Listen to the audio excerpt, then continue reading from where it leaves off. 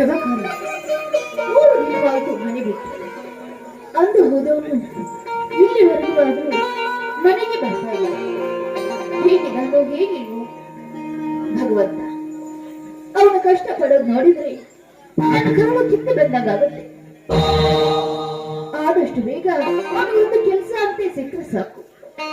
ನನ್ನ ಮನಸ್ಸಿಗೆ ನೆಮ್ಮದಿ ಇರಿಸುತ್ತೆ. ಆದಷ್ಟು ಬೇಗ ಅವನು ಈ ಕೆಲಸ ಸಿಗೋ ಹಾಗೆ ಮಾಡುತ್ತಂದೆ.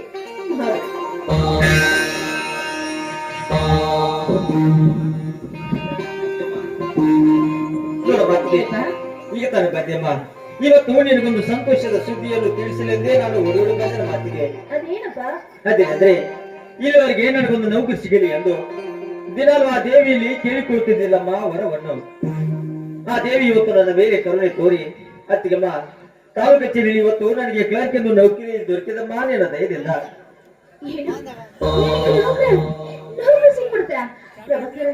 ಆ ದೇವರು ಒಳ್ಳೆಯವರಿಗೆ ಒಳ್ಳೆದನ್ನೇ ಮಾಡ್ತಾನೆ. ಹೌದಮ್ಮ, ನನ್ಗೆ ತುಂಬಾ ಸಂತೋಷ ಆಗ್ತಾ ಇದೆಯಪ್ಪ. ಇದನ್ನ ಮೋಹನ್ ಅವ್ರಿಗೆ ಹೇಳಿದ್ರೆ ಆಯ್ತು. ನೋಡು, ತುಂಬಾ ತಂದಿದ್ಯಾ ಅನ್ಸುತ್ತೆ.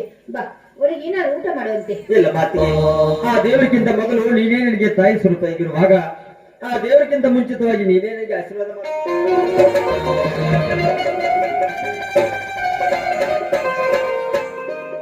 ಇನ್ನು ಮುಂದೆ ನಮ್ಮ ಕಷ್ಟದಲ್ಲಿ ಕಳೆದು ಯಾವ ಚಿಂತೆ ಇಲ್ಲದೆ ಆ ಸಾಲವನ್ನು ತೀರಿಸಿಕೊಂಡು ಈ ಮನೆತನವನ್ನು ನಡೆಸಿಕೊಂಡು ಹೋಗುವ ಮಹಾರಾಣಿಯನ್ನ ಕೊಡಿದೆ. ಇಲ್ಲಿವರೆಗೆ ನಮಗೆ ಆ ದೇವರು ಕಷ್ಟ ಕೊಟ್ಟಿದ್ದು ಇನ್ನು ಮುಂದೆ ಕೊನೆ ಆಗುತ್ತದೆ ಅಮ್ಮ. ಇಲ್ಲಿವರೆಗೆ ಈಗ ನಮಗೆ ಒಳ್ಳೆಯ ಕಾಲ ಬಂದಂತೆ ಕಾಣುತ್ತಿದೆ ನೋಡೋ ಮಾತಿಗೆ. ಈ ನೌಕರಿ ಸಿಕ್ಕಿದ್ರಿಂದ ನನಗೆ ಮಾತ್ರ ತುಂಬಾ ಸಂತೋಷವಾಗುತ್ತಿದೆ ನೋಡೋ ಮಾತಿಗೆ. ಹೌದು ಪ್ರಭಾ, ನಾನು ಕಂಡ ದೇವರಿಗೆ ಕೈ ಮುಗಿದಿದ್ದೆ ನಿನಗೊಂದು ಕೆಲಸ ಸಿಗ್ಲಿ ಅಂತ. ಹೌದಮ್ಮ, ಆ ದೇವರು ಇವತ್ತು ನಿನ್ನ ಆ ಪೂಜೆಗೆ ಪ್ರತಿಫಲ ಕೊಟ್ಟು ಬಿಟ್ಟ ಮಾತಿಗೆ. ಹೌದು ಪ್ರಭಾಕರ, ಇವತ್ತು ಮಾತ್ರ ನನಗೆ ತುಂಬಾ ಸಂತೋಷ.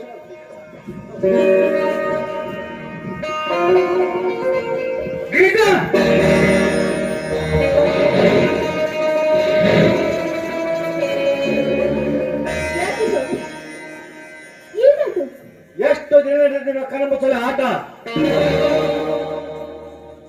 ಏನ್ ಮಾತಾಡ್ತಾ ಇದ್ದೀರಾ ನೀವು? ಪ್ರಭಾಕರನ್ಗೆ ನೌಕರಿ ಸಿಕ್ಕಿದೆ ರೀ. ನಮ್ಮ ಕಷ್ಟ ಕಾಲಕ್ಕೆ ಕೊನೆ ಹಾಡುವ ದಿನಗಳು ಬರ್ತಾ ಇದೆ. ನೀವು ಮಾತನಾಡೋದು ನೋಡಿದ್ರೆ ವಿಚಿತ್ರವಾಗಿ ಮಾತನಾಡ್ತಾ ಇದ್ದೀರಿ. ಏನಾಯ್ತು ನಮಗೆ?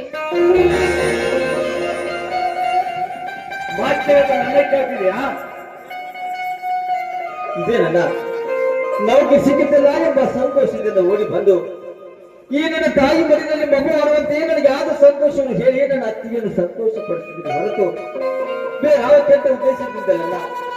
ಯಾಕಂದ್ರೆ ಈಗಿನ ಆ ವಿಷಯದ ಮಾತು ಅಣ್ಣನ ಹಾಡಲ್ಲಿ ದೇಶಿ ಬೈದ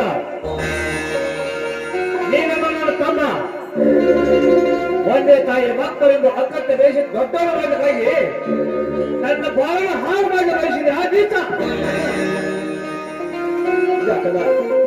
ಇವತ್ತು ನೀನು ಮಾತನಾಡ್ತಿದೀಯೋ ಆ ವಿದ್ಯೆ ನಿನ್ನ ನಾರಿ ಮೇಲೆ ಕುಳಿತುಕೊಂಡು ಈ ರೀತಿ ಮಾತನಾಡಿಸುತ್ತದೆ ನನ್ನ. ಯಾಕನ್ನ ನಾನು ಯಾವ ತಪ್ಪು ಮಾಡ್ತೀನೆಂದು ನನ್ನ ಮೇಲೆ ಇಷ್ಟೊಂದು ಆಕ್ರೋಶದ ಬಾಣಗಳನ್ನು ಬಿಡುತ್ತಿದ್ದೀಯಲ್ಲ. ನಾನು ಮಾಡಿರುವ ತಪ್ಪನ್ನು ಏನೆಂದು ತಿಳಿಸಿಯಾದರೂ ಮಾತನಾಡಲ್ಲ, ತಿಳಿಸಿಯಾದರೂ ಮಾತನಾಡು. ನಾ ಹತ್ತಿರ ನಿನ್ನವನ್ನು ನೀವು ಏನ್ ಮಾತನಾಡ್ತಾ ಇದ್ದೀರಾ? ನಿಮ್ಮಿಂದ ಇಷ್ಟೊಂದು ಕೆಟ್ಟದಾಗಿ ಮಾತಾ ಇಲ್ಲ ರೀ. ಹೆತ್ತ ಮಗನಂತೆ ನಾನು ಜೋಪಾನ ಬೈದ ನನ್ನ ಕಣ್ಣನ ಜೊತೆ ನಾನು ಸಂಬಂಧ ಇಟ್ಟುಕೊಳ್ಳದೆ ಇಲ್ಲ ರೀ. ಈ ಜಗತ್ತಿನಲ್ಲಿ ತಾಯಿ ಮಗನ ಸಂಬಂಧಕ್ಕೆ ಪವಿತ್ರವಾದ ಜಾಗ ಇದೆ. ಹೋಗಿ ನನ್ನ ಕಣ್ಣನ ಜೊತೆ ಸಂಬಂಧ ಹೋಗ್ತಾ ಇದ್ದೀರಲ್ಲ, ಏನಾಗಿದೆ ನಿಮಗೆ? ಹೆತ್ತ ಮಗನಂತೆ ಜನರಲ್ಲಿ ಮಗನಂತೆ ಯಾರಿವೆ ನಿನಗಾಗ್ತವ ಪ್ರೇಷೆ. ಈ ಕಣ್ಣ ಮುಚ್ಚ ಆಟನ ಹತ್ರ ತಿಳಿವೆ.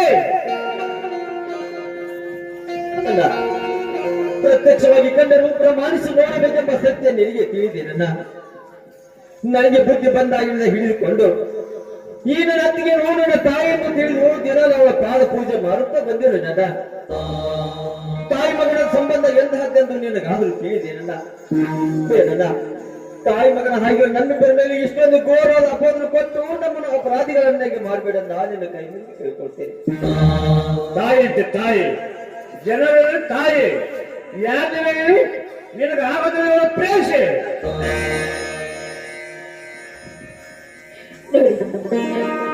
ನಿಮಗೆ ಯಾರು ಕಲಿಸಿದಾರೋ, ನಿಮಗೆ ಯಾರು ಏನ್ ಹೇಳಿದಾರೋ ನನಗೆ ತಿಳಿಯದು.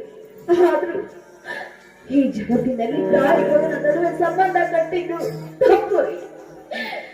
ನನಗೆ ಅವನು ಮೈದನ ಅಲ್ಲ, ನನ್ನ ಹೊಟ್ಟೆಯಲ್ಲಿ ಹುಟ್ಟಿದ ಮಗ ಅಂತ ತಿಳ್ಕೊಂಡಿದ್ದೀನಿ ಹೊರತು ಯಾವ ಕೆಟ್ಟ ಉದ್ದೇಶದಿಂದ ನನ್ನ ಮಗನನ್ನು ನೋಡಿಲ್ಲ ನೋಡಿಲ್ಲ. ಒಂದೇ ಒಂದ್ಸಾರಿ ಯೋಚನೆ ಮಾಡಿ, ಈ ಸಮಾಜದಲ್ಲಿ ತಾಯಿ ಮಗನ ನಡುವೆ ಎಂದಾದ ಸಂಬಂಧ ಇದೆಯಾ ಅಂತ. ಅಲ್ಲ, ಈ ನನ್ನ ಅತ್ತಿಗೆ ಅಂದರೆ ಪವಿತ್ರವಾದ ಭಾರತ ಮಾತೆಯ ಉದರದಲ್ಲಿ ಜನಿಸಿ ಬಂದರೂ ಈ ನನ್ನ ಅತ್ತಿಗೆ ಮಹಾಗರತಿ. ಇಂಥ ಮಹಾಸತ್ಯ ಸಾಧ್ವಿಯಾದ ನನ್ನ ಅತ್ತಿಗೆ ಮೇಲೆ ಇಂತಹ ಅಪವಾದ ಕೊಡಲು ಮನಸ್ಸಾದರೂ ಹೀಗೆ ಬರ್ತದಲ್ಲ. ನನ್ನ ಅತ್ತಿಗೆ ಸಾಧ್ವಿಯರ ಸಾಲಿನಲ್ಲಿ ಸೇರಿದವಳು, ಗರತಿ ಆದವಳು ಈ ನನ್ನ ಅತ್ತಿಗೆ. ಗರತಿದ್ದ ಗರತಿ, ಗರತಿಯ ವೇಷ ಧರಿಸಿ ಗಂಡನ ಕಣ್ಣು ತಪ್ಪಿಸಿ ಮೈದನ ಕಾಮಚಾರಿಸುವ ಹೆಣ್ಣೆ.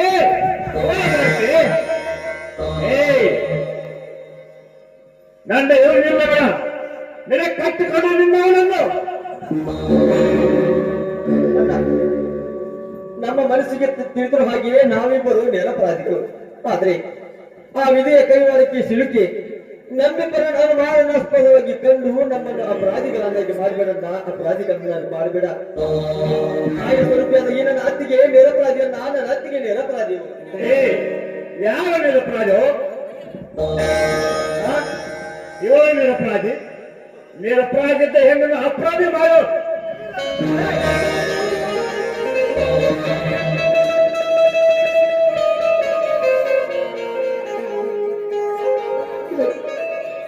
ಯಾವ ತಪ್ಪು ಮಾಡಿದ್ರೆ ನಮ್ಮನ್ನು ಈ ರೀತಿ ದಂಡಿಸ್ತಾ ಇದ್ದೀರಲ್ಲ.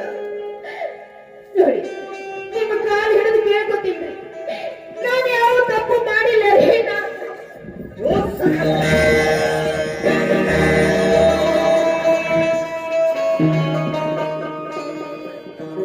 ಈ ನಿನ್ನ ಹೇಷಕರಿಂದ ನನ್ನ ಪೈತ್ರ ಕಾಲಗಳನ್ನು ಮುಟ್ಟವ.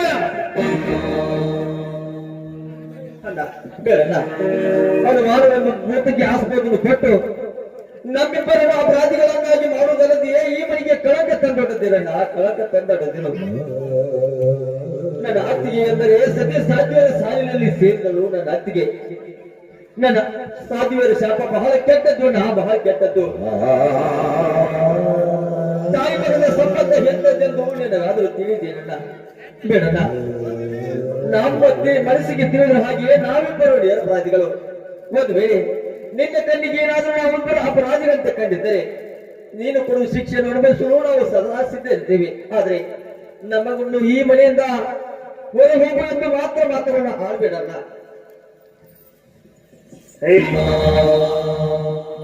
ಯಾವ ಹೆಣ್ಣುಗಳು ಪತಿಯ ಪರಮಾತ್ಮ ಕಾಲಗಳ ಹೊರಟ ಅವೈಜ್ಞ ಭಾಗಲಕ್ಷ್ಮಿ ಈ ನಿಮ್ಮಂತ ಉಮಾನಸ ಬೆಳೆಯುತ್ತದೆ ವಿಧಿಲಕ್ಷ್ಮಿ ತಂದೆ.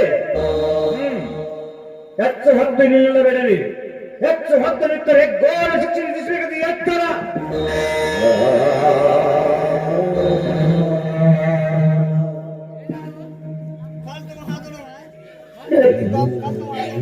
ಯಾವ ತಪ್ಪು ಮಾಡಿದ ನಮ್ಮನ್ನ ನೀವು ದಂಡಿಸಬೇಕಾದ್ರೆ ದಂಡಿಸಿ, ನಾನು ಬೇಡ ಅನ್ನಲ್ಲ.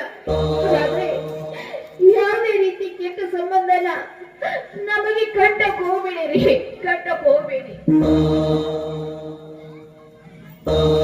ಬಾಯಿ ಮಾತಿನ ಮನೆ ಬಿಟ್ಟು ಹೊರಡಂತೆ ಕಾಣುವುದಿಲ್ಲ. ಶಕುಂತಲ, ಲೇ ಶಕುಂತಲ,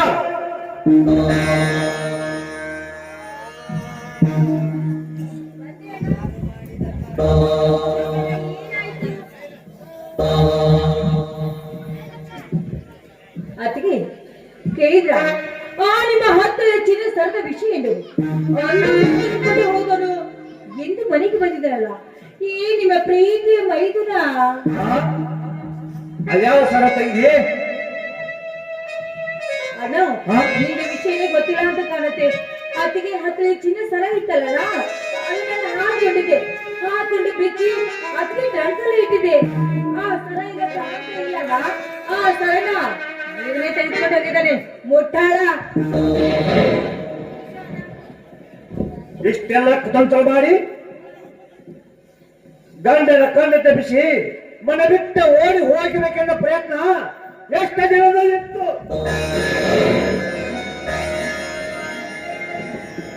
ನನ್ನ ಭಾಷೆ ಗೊತ್ತಿಲ್ಲ. ಈ ಮನೆಯಲ್ಲಿ ನೀನು ಲಕ್ಷ್ಮಿ ಇದ್ದ ಹಾಗೆ ನಿನ್ನಿಂದ ಯಾವ ಸುಳ್ಳು ಬರಬಾರದು. ಸತ್ಯವನ್ನು ಹೇಳಿ ಈ ಮನೆತನವನ್ನು ಉಳಿಸುತ್ತಾ ಇದ್ದೆ. ಯಾವುದೇ ಕಾರಣಕ್ಕೂ ಸುಳ್ಳು ಹೇಳಬೇಡಮ್ಮ. ನಿನ್ನ ಕೈ ಮುಗಿದು ಕೇಳ್ಕೊತೀನಿ. ನಾನು ಸುಳ್ಳು ಹೇಳ್ತಾ ಇದ್ದೀನಿ. ಇದ್ದ ಸತ್ಯವನ್ನು ಇದ್ದಂತೆ ಹೇಳ್ತಾ ಇದ್ದೀನಲ್ಲ. ನಿಮ್ಮ ಸರ ತೆಗೆದುಕೊಂಡು ಹೋಗೋಣ ಬೇರೆ ಯಾರಲ್ಲ, ಪ್ರೀತಿ ಮೈದುನ. ಏನು ನೋಡ್ತಾ ಹಾಗೆ ನಿಂತು ಬಿಟ್ಟಿಯಾ? ಸರದ ವಿಷಯ ಏನಾಯ್ತು ಅಂತ ಆ ನಿನ್ನ ಪ್ರೀತಿಯ ಅತ್ತಿಗೆ ಮುಂದೆ ಹೇಳು, ಅಣ್ಣನ ಮುಂದೆ ಹೇಳು. ಅತ್ತಿಗೆ ಈಗ ನಾನೇ ಕಳು ಮಾಡಿದೆ ಅಂತ ಅದು ಅವಸರ ನಾನು ಯಾವುದೇ ಸರವನ್ನು ತೆಗೆದುಕೊಂಡು ಹೋಗಿ ಅಲ್ವಲ್ಲಪ್ಪ. ನನ್ನ ಹಣಬರಿಕೆ ಇವತ್ತು ಹೊತ್ತುಕೊಂಡ್ರೆ ಈ ಘೋರವಾದ ಅಪವಾದ ಒಂದೇ ಸಾಲದೆಂದು ಮತ್ತಿನ್ಯಾವ ಸರದ ಕರುವಿನ ಅಪವಾದ ನನ್ನ ಮೇಲೆ ಹೊರಿಸುತ್ತಿದ್ದೀಯಲ್ಲಮ್ಮ. ನಾನು ಯಾವುದೇ ರೀತಿಯ ಸರವನ್ನು ತೆಗೆದುಕೊಂಡು ಹೋಗಿಲ್ಲಲ್ಲಮ್ಮ. ನೋಡು ತಂಗಿ, ಆ ಸರ್ವ ಕಾಯಿಲೆ ಹೊರ ನಿನ್ನ ಮೇಲೆ ಹಾಕಿ ನಿನ್ನನ್ನು ಮನೆಯಿಂದ ಹಾಯ ಹೊರಗೆ ಹಾಕಿ ಅವರು ಹಾಗೆ ಕಾಲು ಕೈಗಳು ಪ್ರಯತ್ನ ಪಟ್ಟು ಕಷ್ಟ ಸಿಗೋದಿಲ್ಲ.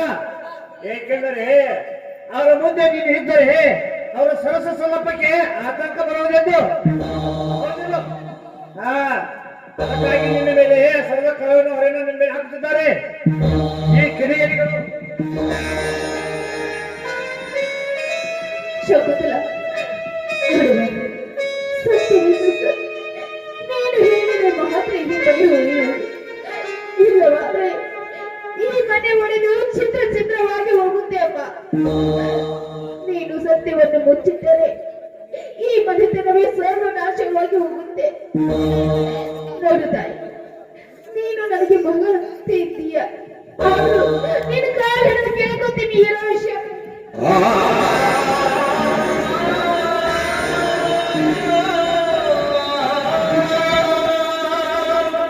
ಮಗಳಂತೆ ಮಗಳೇ ಮಾಡೋದೆಲ್ಲ ಮಾಡ್ಬಿಟ್ಟು ಮಳ್ಳಿ ಮಂಚು ಕಾಲಷ್ಟು ಅಂದ್ರೆ ಮೂರು ಮತ್ತೊಂದು ಅಲ್ಲತ್ತೆ. ಹಾಗೆ ನಿಮ್ಮಿಬ್ಬರ ನಾಟಕ ನಿಮ್ಮ ನಾಟಕ ನಮಗೆ ನಾರಿಲ್ಲ ಅಣ್ಣ. ಏನು ನೋಡ್ಕೊಂಡಿದ್ಯಾ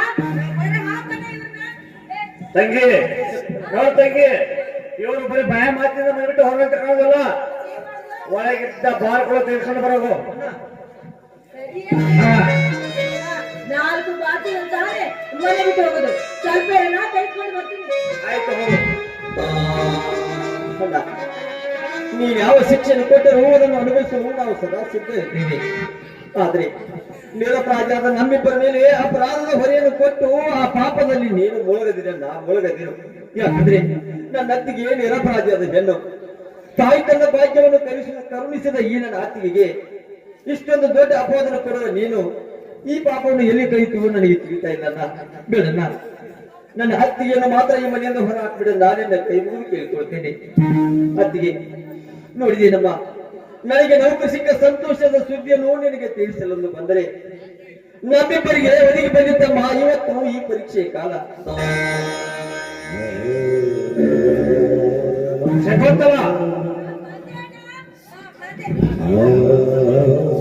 ತೆಗೆದುಕೊಂಡ ಸರಿಯಾಗಿ 4 ಬಾರ್ಸಲ್ಲ ಮನೆ ಬಿಟ್ಟು ಓಡಿನ ಹೋಗಿರ್ಬೇಕು.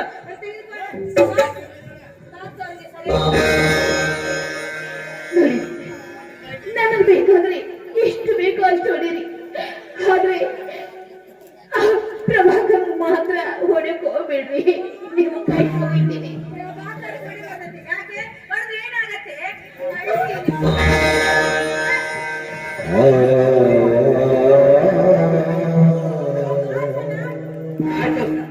ಸರಿ ತಂಗಿ, ಆಚೆ ಈ ಹೊರಗಿನಿಂದ ಅವನ ಮೇಲೆ ರಕ್ತ ಈ ಭೂಮಿಗೆ ಹೊರಚಲ್ಲದೆ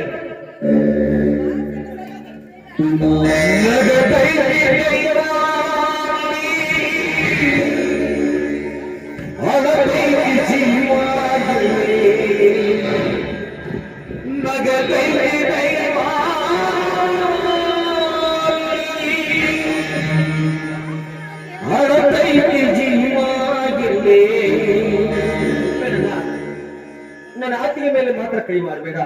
ಒಂದು ವೇಳೆ ಈ ನನ್ನ ತಾಯಿನ ಹೊಡೆದರೆ ಸತ್ಯ ಸಾಧ್ಯವರ ಮೇಲೆ ಕೈ ಮಾಡುವ ಶಾಪ ನಿನ್ನನ್ನು ಮಾತ್ರ ಸುಮ್ಮನೆ ಬಿಡಲಾರದು. ಒಂದು ವೇಳೆ ನನ್ನ ಅತ್ತಿಗೆ ತಪ್ಪಿಸತ್ತೆ ಅವಳು ಅಪರಾಧಿ ಎಂಬ ಮನಸ್ಸು ನಿನಗಿದ್ದಲ್ಲಿ ಆ ತಾಯಿಗೆ ಹೊಡಿಬೇಕನ್ನು ನನಗೆ ಹೊಡೆಯುವ ನನ್ನ ತಾಯಿ ಬದಲಾಗಿ ನನಗೆ ಹೊಡಿ.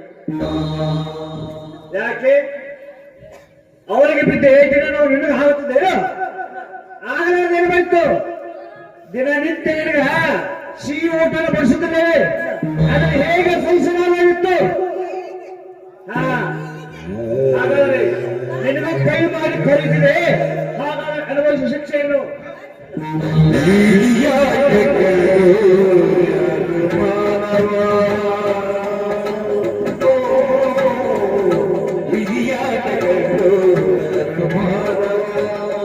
ನೀನು ಮನುಷ್ಯರಲ್ಲ ಕಾರು ಮೃಗ. ಇಲ್ಲಿವರೆಗೆ ಹಣ್ಣನಿಂದ ಮರೆಯನ್ನು ಕೊಟ್ಟು ಸುಮ್ಮನಿದ್ದರೆ ರಾಕ್ಷಸನ ಹಾಗೆ ವರ್ತಿಸುತ್ತಿದ್ದೀಯಲ್ಲ. ಯಾಕೆ ನಿನ್ನನ್ನು ದಂಡಿಸುವ ಶಾಪ ನನ್ನಲ್ಲಿ ಇಲ್ಲ ಎಂದು ತಿಳಿದುಕೊಂಡಿದ್ದೀಯ. ನನ್ನ ಅತ್ತಿಗೆ ನನಗೂ ಕೈ ಮಾಡಿ ಕಳೆದ ಏಟುಗಳು ಅದರ ರುಚಿ ಹೇಗಿವೆ ಎಂದು ನಿಮ್ಮಿಬ್ಬರಿಗೆ ತೋರಿಸಲು ಸಿದ್ಧವಾಗಿ ಹಾಗಾದ್ರೆ ಅನುಭವಿಸಿ. ಸರಿ, ಮತ್ತೆ ಈ ರಾಕ್ಷಸರನ್ನು ನೋಡೇ ಬಿಡೋಣ.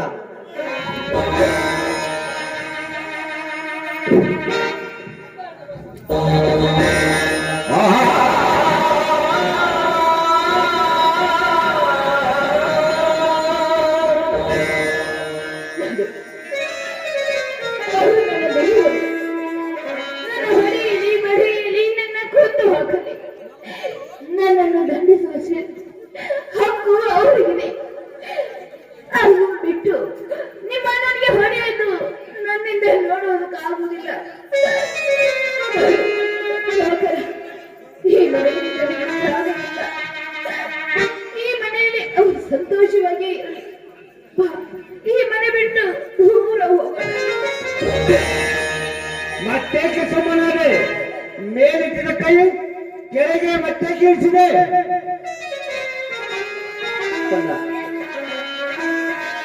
ಸತ್ಯ ಸಾಕ್ಷಿಗೆ ಎರಬರಿಯಾದ ಈ ನನ್ನ ಅತ್ತಿಗೆಯನ್ನು ಶಿಕ್ಷೆ ಕೊಟ್ಟು ಶಿಕ್ಷಿಸಲು ಬಂದಾಗ ಯಾವ ಮಗನಿಗಾದರೂ ಸಿಟ್ಟು ಬಾಧೆ ಇದ್ದಿದ್ದೇನಲ್ಲ.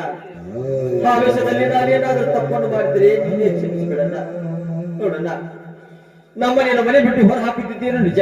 ಆದ್ರೆ ಮನೆ ಬಿಟ್ಟು ಹೋಗುವನ್ನ ನಿಮ್ಮಿಬ್ಬರಿಗೊಂದು ಮಾತು ಹೇಳುತ್ತೆ, ಸರಿಯಾಗಿ ನೆನಪಿನಲ್ಲಿಟ್ಟುಕೊಳ್ಳಿ. ಸತ್ಯ, ನ್ಯಾಯ, ನೀತಿ, ಧರ್ಮಗಳಿಗೆ ಎಷ್ಟೇ ಕಷ್ಟಗಳು ಬಂದರೂ ಕೂಡ ಕೊನೆಗೊಂದಿದ್ರೆ ಯಾವತ್ತಾದ್ರೂ ಜಯ ಕಟ್ಟಡ ಬುದ್ಧಿ ಇರುವುದನ್ನ ಸತ್ಯಕ್ಕೆ ನಡೆ ಮಾತಿಗೆ ನನ್ನ ಅತ್ತಿಗೆ ನಿರಪರಾಧಿಯನ್ನು ತಿಳಿದು ಅವಳ ಕಾಲ ಹಿಡಿಯುತ್ತಾ ಬರುವ ಕಾಲ ನಿಮಗೂ ಬಾರದೆ ಇರಲಾರದು. ನಡೆ ಮಾತಿಗೆ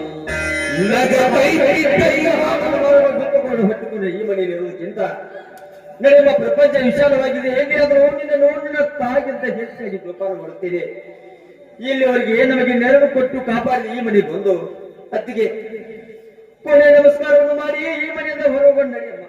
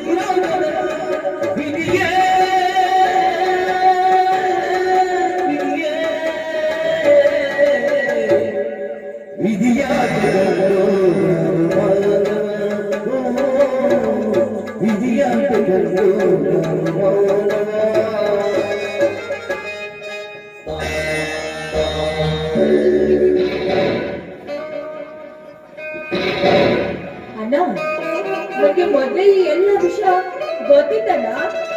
ಗೊತ್ತಿತ್ತು ನಾನ್ ನಿಮ್ಮ ಮುಂದೆ ಹೇಳಿದ್ರೆ ಎಲ್ಲಿ ನೀವು ನನ್ನ ಮೇಲೆ ತಪ್ಪಾಗಿ ತಿಳ್ಕೊಂಡ್ರಿ ಏನು ಅಂತ ನಾನೇ ಅಣ್ಣ. ನಾನು ಈ ವಿಷಯನ ನಿನ್ನ ಮುಂದೆ ಹೇಳಿಲ್ಲ. ಸಮಾಧಾನ ಮಾಡ್ಕೋಣ, ಸಮಾಧಾನ ಮಾಡ್ಕೋ. ಹೇಳ್ತೀವಿ ಅಂದ್ರೆ ಏನಾಯ್ತಣ್ಣ? ನೀನು ಕತ್ತಿನ ಕಾರಣ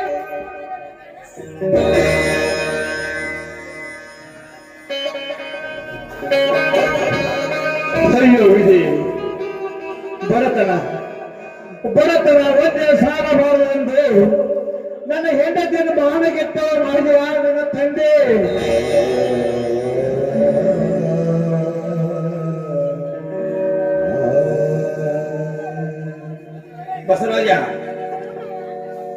ಬಸವರಾಜ, ಯಾಕೆ ಅಣ್ಣ ತಂಗಿಯರು ಮನೆಯಲ್ಲಿ ನಿಂತುಕೊಂಡು ಅಳುತ್ತಾ ನಿಂತರ ಕಣ್ಣೀರನ್ನು ಹಾಕೋತ ನಿಂತಿರಲ್ಲ, ಏನಾಗಿದೆಯಪ್ಪ? ಕಣ್ಣಲ್ಲಿ ಕಸ ಬಿದ್ದಿತ್ತೆ? ಹೇಳು ಶಕುಂತಲ, ಯಾಕಮ್ಮ ಇಬ್ಬರು ಒಟ್ಟಿಗೆ ಅಳುತ್ತಾ ನಿಂತಿರಲ್ಲ, ಏನಾಗಿದೆ ಮನೆಗೆ?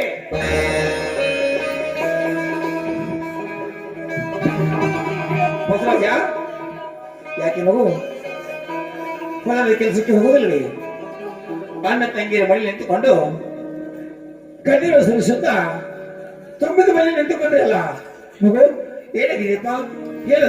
ಅಪ್ಪ, ಏನು ಹೇಳಪ್ಪ ನನ್ನ ಕರ್ಮದ ಕಥೆಯನ್ನು?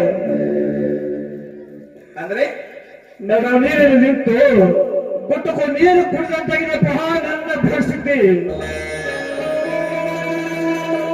ಬಸವರಾಜ, ಹೀಗೆ ನಾನು ತುಚ್ಚಿ ಬಳಸಿ ಮಾತಾಡಿದ್ರೆ ನಾನು ಏನು ತಿಳ್ಕೋಬೇಕು? ಹೇಳು. ಅಂತ ಘೋರವಾದ ಗದನ್ನು ಮಣ್ಣು ನನ್ನ ಬಳಿಯಲ್ಲಿ ಏನಾಗಿರೋದು? ಹೇಳು. ಹತ್ತ ಗೋಳದ ಘಟನೆಯನ್ನು ಈ ನಿನ್ನ ಮುದ್ದಿನ ಮಗ ಮಾಡಿದನಪ್ಪ ಅಂತ ಕಾರ್ಯಸ್ಥಳವನ್ನು. ಏನು? ನನ್ನ ಮುದ್ದಿನ ಮಗ ಕಾಲಸ್ಥಾನವನ್ನು ಮಾಡಿದ್ದಾನೆ? ಹೌದಪ್ಪ. ಹೇಳಪ್ಪ, ಏನು ಮನೆಯ ಕಳವು ಮಾಡಿದ್ದಾನೆ? ಇಲ್ಲ ಮತ್ತೇನಾದ್ರೂ ಮಾಡಿದ್ದಾನೆ? ಹೇಳು. ಈ ಮನೆ ಮಾಲೀಕ ನಾನಲ್ಲವೇ? ಬಸವರಾಜ, ಹೇಳು. ಮಕ್ಕಳು ತಪ್ಪ ಮಾಡಿದರು ಸಹಿತ ಆದ್ರೂ ತಿಪ್ಪಿ ಬುದ್ಧಿ ಹೇಳಲಿಕ್ಕೆ ಅವರ ತಂದೆ ಇರ್ತಾನೆ ಅಂತ ಹೇಳು. ತಾಯಿ ಮಗ ಮೊದಲ ಮಕ್ಕಳು ಏನ್ ತಪ್ಪು ನಡೆಗಳು ಮಾಡಿದ್ರೆ ಅದನ್ನ ನಾನು ಸರಿಪಡಿಸುತ್ತೇನೆ. ಏನಾಗಿರೋದು? ಅಪ್ಪ, ಮಗು ನಿನ್ನ ಪ್ರೀತಿಯ ಕುಮಾರ. ಯಾರು? ಪ್ರಭಾಕರ? ಹೌದು. ಏನಾಯ್ತು? ಮತ್ತು ನಿನ್ನ ಮುದ್ದಿನ ಸೊಸೆ. ಯಾರು? ಗಿರಿಜಾ? ಹೌದು. ಏನಾಯ್ತು? ಯಾರಿನ ಸಮಯದಲ್ಲಿ ಅವರಿಬ್ಬರು ಒಬ್ಬರೊಬ್ಬರು ಅಪ್ಪಿ ಮುದ್ದಾಡ ಮಾಡಿ ಮನೆಯಿಂದ ಒಂದು ಒಳಗೆ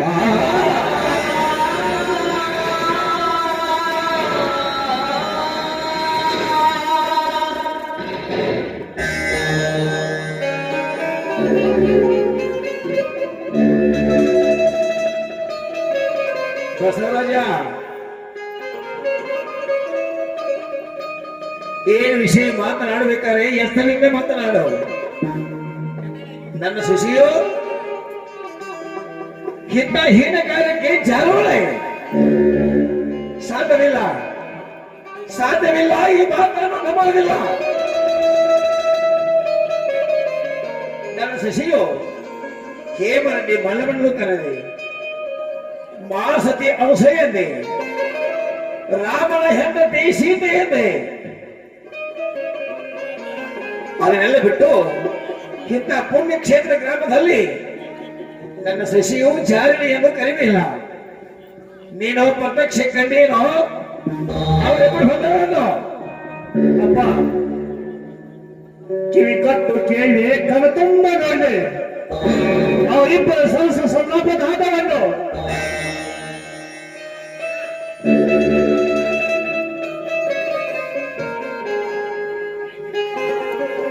ಎರಡನೇ, ಇಂಥ ಹೀನಕಾರಕ್ಕೆ ನನ್ನ ಸಸಿಯು ಜಾರವಲ್ಲ.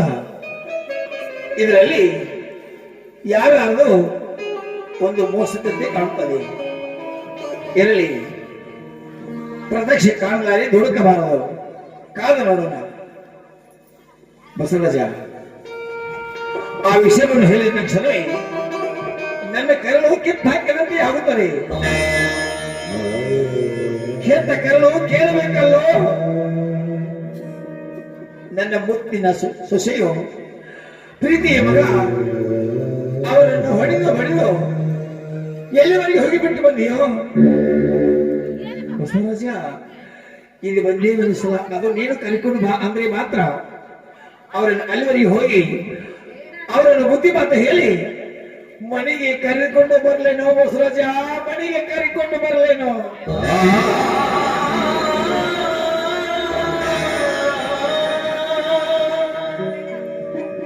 ಅಪ್ಪ,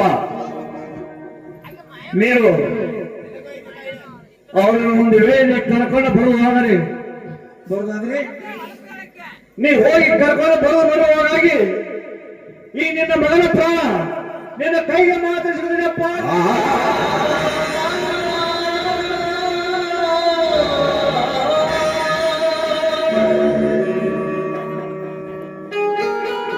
ಅಪ್ಪ, ಅವರನ್ನು ಮತ್ತೆ ಮನೆಗೆ ಕರ್ಕೊಂಡು ಬಂದರೆ ಈ ಮನೆತನ ಹೋದ ಮನೆಗೆ ಮರಳಿ ಬರಲಾರಪ್ಪ, ಮರಳಿ ಬರಲಾರದು.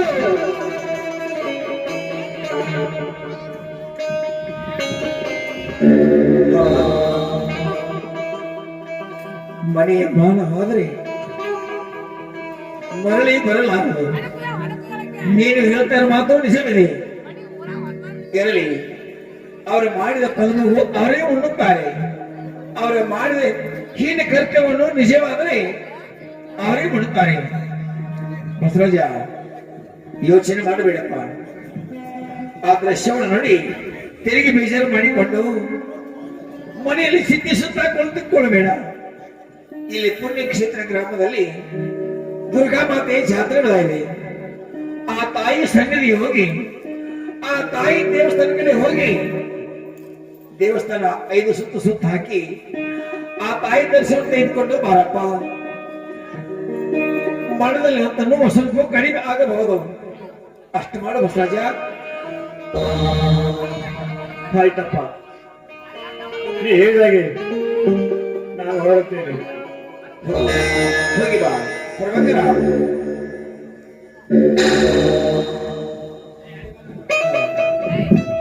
ಅಪ್ಪಾಜಿ, ಅವರು ಮುಗಿದ ಪಾಪ ಅವರನ್ನು ಅನುಭವಿಸ್ತಾರೆ ನೋಡಿ.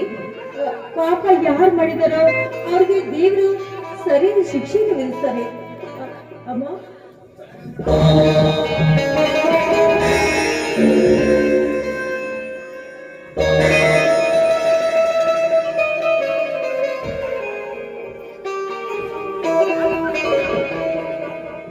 ಶಕುಂತಲ, ಮಗು ಶಕುಂತಲ, ಅಪ್ಪಾಜಿ,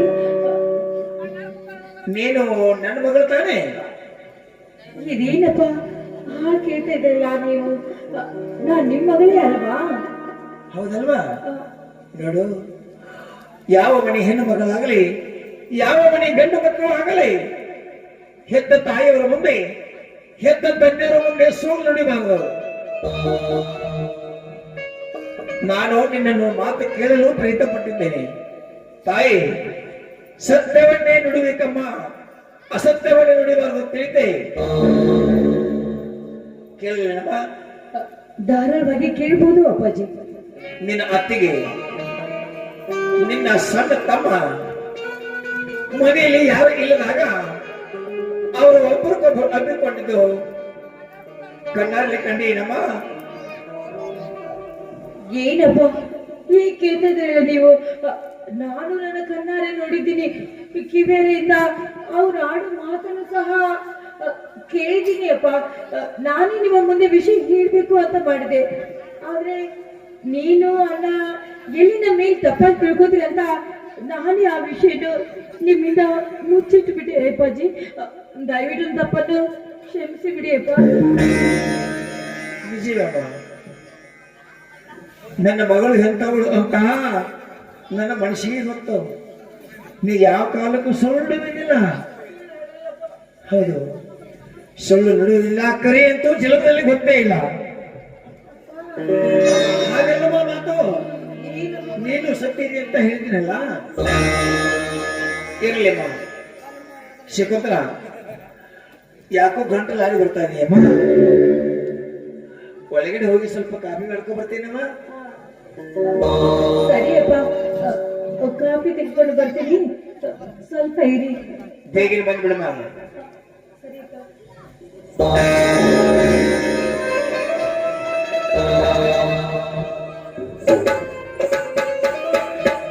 ಶಕುಂತಲ, ಯಾಕಮ್ಮ ಕಿಟಕಿ ವಾಂತಿ ಮಾಡ್ಕೊತಾ ಇದೆಯಲ್ಲ? ಏನಾಗಿದೆ ಬಂದಿಗೆ? ಅಪ್ಪಾಜಿ, ಯಾಕೋ ಏನೋ ಗೊತ್ತಿಲ್ಲ. ನಿನ್ನೆ ಮಧ್ಯಾಹ್ನ ಹೊಲಕ್ಕೆ ಹೋಗಿದ್ದಲ್ಲ, ಅದಕ್ಕೆ ಏನಾದ್ರು ಹೀಗಾಗ್ತಿರ್ಬೋದು. ತಲೆ ತಿರುಗ್ತಾ ಇದೆ, ವಾಂತಿ ಆಗ್ತಾ ಇದೆ. ಚಾದಲ್ಲಿ ನನಾದ್ರೂ ತಿಂದೇನಪ್ಪ? ಏನಪ್ಪ ನೀವು ಮತ್ತೆ ವಾಂತಿ ಮಾಡ್ಕೊತಿದ್ದಲ್ಲ, ಆಗ ಸಂಶಯ ನನಗೆ. ನಡು, ನನಗೆ ಧೈರ್ಯ ಇಲ್ಲ. ಇಲ್ಲಿ ಬೆಳಗಾವಿಗೆ ಹೋಗಿ ನಿನ್ನ ಹಿರಿಯ ಅಣ್ಣನ ಬಸವರಾಜನ ಬೆಳಗಾವಿಗೆ ಕೇಳಿಗೆ ಕಳಿಸಿ ಪೇಶಾದಿಷ್ಟ ಡಾಕ್ಟರ್ ಸಾಹೇಬ್ ಕರೆಸ್ಕೊಳ್ಳೋ ವ್ಯವಸ್ಥೆ ಮಾಡ್ತಾ ಇದ್ರೆ ಬಂದು ಒಂದೆರಡು ಸೂಚಿ ಮಾಡಿದ್ರೆ ಎಲ್ಲ ಗುಣ ಆಗುತ್ತೆ. ಇದಕ್ಕೆಲ್ಲ ಡಾಕ್ಟರ್ಗೆ ಇಟ್ಟು ಬೇಡಪ್ಪ. ಎಂತ ಹುಚ್ಚಿ ಅಮ್ಮ ಇನ್ನೂ ನೀನು. ಎಷ್ಟು ಮಾಡಿದ್ರೆ ಸರಿ ಹೋಗುತ್ತೆ. ಅನೇಕರ ಮನೆ ಸಂಪೂರ್ಣ ಬನ್ನೇನು ಅಪ್ಪನಿಗೆ ಬುದ್ಧಿ ಹೇಳುತ್ತಾ ಬುದ್ಧಿ ಬಂದಿದ್ದೆ ಹೇಳಿಗೆ ಸಂಪೂರ್ಣ ಬನ್ನೇನು. ನಾನಾ ತರಗಳ ರೋಗಗಳು ಬರ್ತವೆ. ಸಂಪೂರ್ಣ ಹಾಗೆಲ್ಲ ಮಾತಾಡಬಾರ್ದು. ಬಸವರಾಜ, ಲೇ ಬಸವರಾಜ,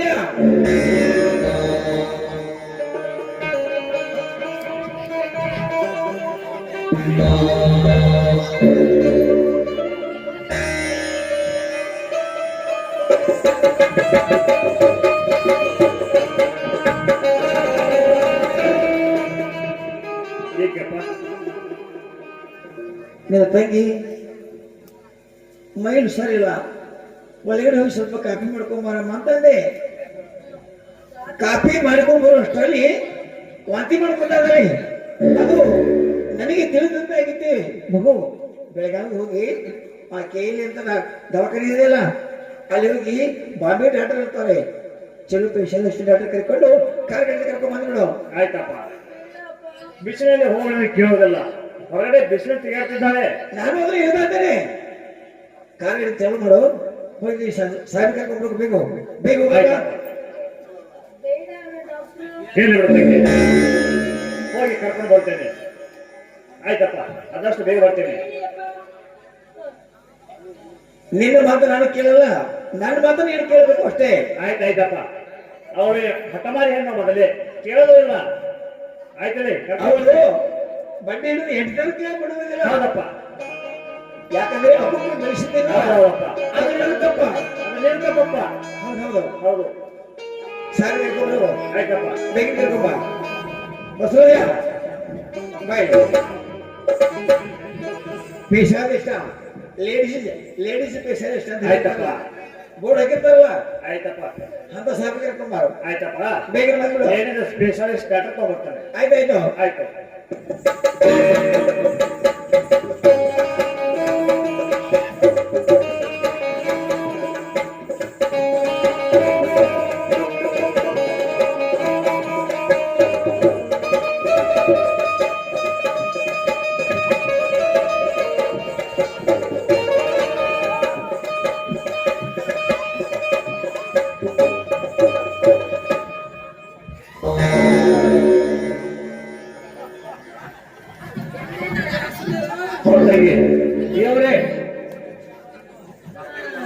ಇವ್ರೆ ಸ್ಪೆಷಲಿಸ್ಟ್ ಡಾಕ್ಟರ್ ಬೆಳವಣ್ಣ ಡಾಕ್ಟರ್ ಕೇನೇ ಡಾಕ್ಟರ್ ಅವ್ರೆ. ಹಾ ಸಾಹೇಬ್ರ, ಸ್ವಲ್ಪ ತಿಳ್ಕೊ ಏನ್ ಕೇಳ್ಕೊಳ್ತಾರೆ.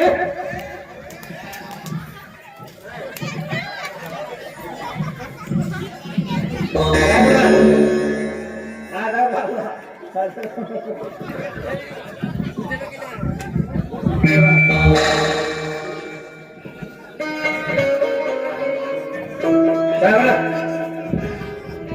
ಏನ್ ಅವತಾರ ಇಲ್ಲ ಈ ಪಟ್ಟಿ ಬೇಡ ತಿಳಿದ್ರೆ ಬಸವರಾಜ ಬಸವರಾಜ ಹೋಗಿ ಹೋಗಿ ಅಲ್ಲೋ ಕುಡುಕರನ್ನ ಕರ್ಕೊಂಡ್ ಬಂದಿಲ್ಲ ನನ್ನ ಮನೆಗೆ ಅಲ್ಲಪ್ಪ ಅವ್ರಿಗೆ ಎಲ್ಲ ಜೋಲಿ ಬರೀತಿದ್ದಾರಲ್ಲ ಇಲ್ಲಪ್ಪ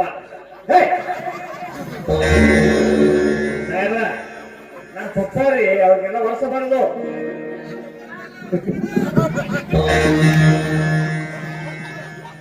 ಅಪ್ಪ ಇವ್ರಿಗೆ ಕ್ಯಾಲ್ಸಿಯಂ ಕಮ್ಮಿ ಇರಬೇಕು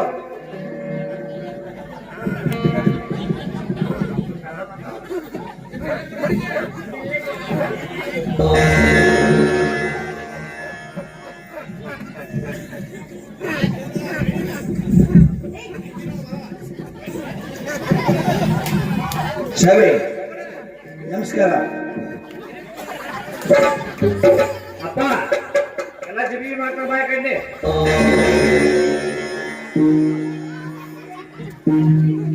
ಸಾಹೇಬ್ರ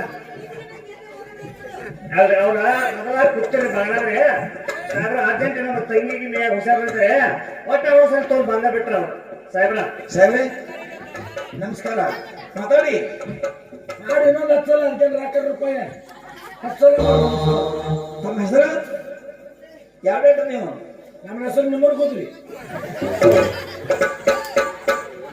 ನಮ್ಮನೆ ಗೊತ್ತು ಬೇಡಪ್ಪ ನಿನ್ನ ಹೆಸರು ಹೇಳುವಂದೆ ಹಂಗೆ ಇಟ್ಟಾರಿ ನಮ್ಮ ಹೆಸರು ಅಡಿ ಹೆಸರು ಮತ್ತೆ ನಿಮ್ಗೆ ಏನ್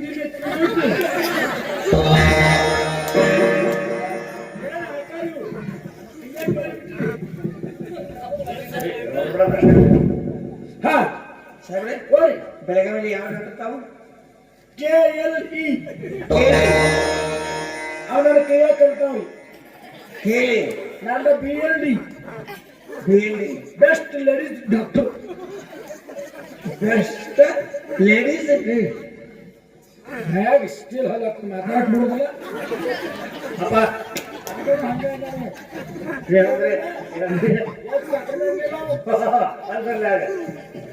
ಸಾಹೇಬ್ರೆ ನೋಡಿ ಹಿರಿಯರಿಗೆ ಪದ್ಧತಿ ಕೊಟ್ಟು ಮಾತಾಡೋ ಒಂದು ಬಿಟ್ಟಿ ಅಂದ್ರೆ ಈಗ ಹೋಗಕ್ಕೆ ಆಗ್ತೀನಿ ನೀನು ಏನು ಸಾಹೇಬ್ರ ನಮ್ಮ ಅಪ್ಪರವರು ಅದನ್ನ ಕತ್ತೀನಿ ಅವ ನಿಮ್ಮಪ್ಪ ನಿನಗೆ ಮೀಸಿಲ್ಲ ನಿಮ್ಮ ಅಪ್ಪ ಯಾಕೆ ಮೀಸಿಲ್ಲ ಸಾಹೇಬ್ರ ಅದೇ ತೋದೇನ್ ಮಾಡ್ತೀರಿ ನೀವು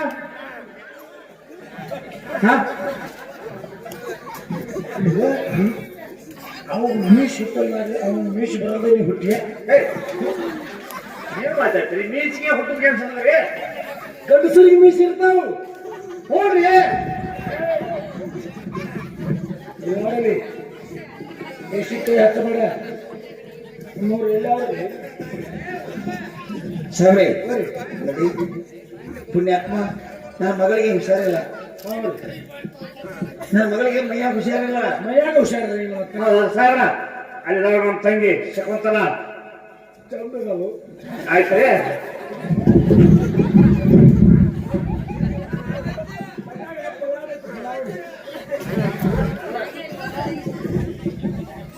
ಏನು ಹೋಗ್ತಾರೆ ನಿಮ್ಗೆ ಯಾಕೆ ಬಿಡ್ರಿ ಬಿಡ್ರಿ ನೀವಿಬ್ಬರು ಬಡಿದ್ರೆ ನಿಮ್ಮ ತಂಗಿನ ಬಡಿತೀನಿ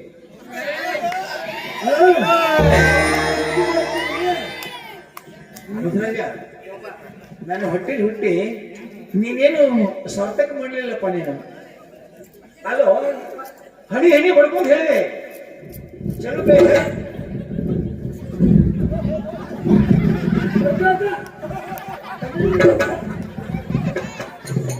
ಇಲ್ಲ ಸರಿ ಸರಿ ಅವ್ರೆ ನನಗಂದ್ರೆ ನಿನ್ನ ಮುಂದ ಹನಿನೇ ಬಡ್ಕೊಂಡು ಹೇಗೆ ಕೈಲಿ ಅಂದ್ರೆ ಅವ್ರ ಹಂಗ ಕೈಲಿ ಕೈಲಿ ಬಡ್ಕೊಂಡು ಕಲಿ ಬೆಳಗ್ಗೆ ಹೋಗಿ ಚಲೋ ಸಾಹೇಬ್ ಕರ್ಕೊಂಬ ಅಂತ ಹೇಳಿದ್ದಿಲ್ಲ ಅಲ್ಲೋಡು ಮನೆ ಗೋಕಾಗ ನನಗೆ ಪೇಟೆಗೆ ಹಿಂಗೆ ಕೊಡಿಸ್ತಾ ಇದ್ದ ಮಗ ಇವು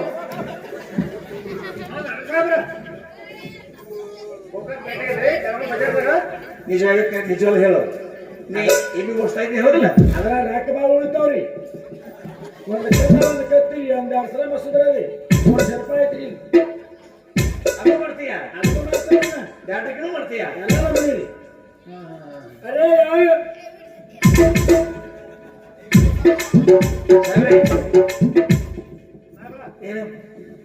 ನಾನು ದಿನ ಕೈಯಾಗ ಹಿಡ್ಕೊಂಡತ್ತೀವಿ ನೀ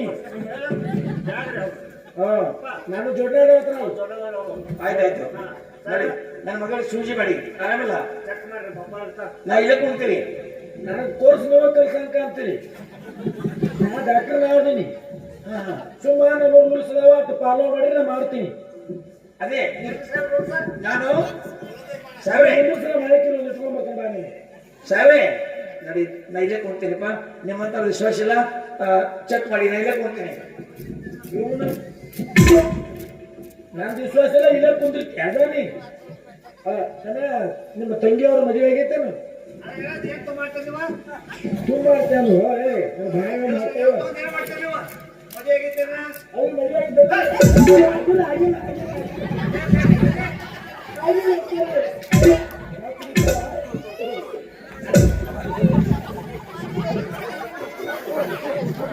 ನನ್ನ ಮಗು ಮದುವೆ ಮಾಡ್ತೀವಿ ಚಲೋಗಿ ನೋಡ್ರಿ ಕಾಲ ಅದರ ನಿಮ್ಮ ಮಗಳ ಮದುವೆ ಆಗಿಲ್ರಿ ಈಗ ನನ್ನ ಮೇಲೆ ವಿಶ್ವಾಸ ಇಲ್ಲ ಇಲ್ಲೇ ಕುಂದಿರ್ತೀರಿ ನಾಳೆ ಮದುವೆ ಆಗಬೇಕು ಯಾರ ಮೇಲೆ ವಿಶ್ವಾಸ ಇಲ್ಲ ಅಲ್ಲೇ ಕುಂದಿರ್ತೀರಿ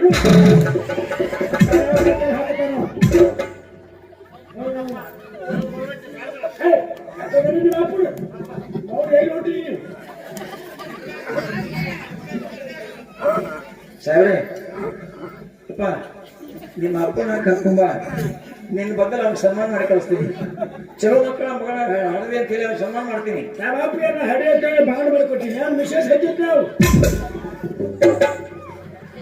ನಾವು ಹುಟ್ಟಬೇಕಾದ್ರೆ ಹುಟ್ಟಿಲ್ಲ ದೇವರು ಸೃಷ್ಟಿಕರ್ತ ಹುಟ್ಟಿಸ್ಬೇಕಂದ್ರೆ ಹುಟ್ಟಿಸ್ಬಿಟ್ಟ ನಾನು ನಿನಗೇನು ಅವನಿಗೇನು ಹುಟ್ಟಿಸೋದಿಲ್ಲ ಆಮೇಲೆ ಮಗನೇ ನೀವೇ ಹಿಂಗದಿ ನಿಮ್ಮ ಅಪ್ಪ ಹೆಂಗಿರ್ಬೇಕು ಮಗ ಅವನು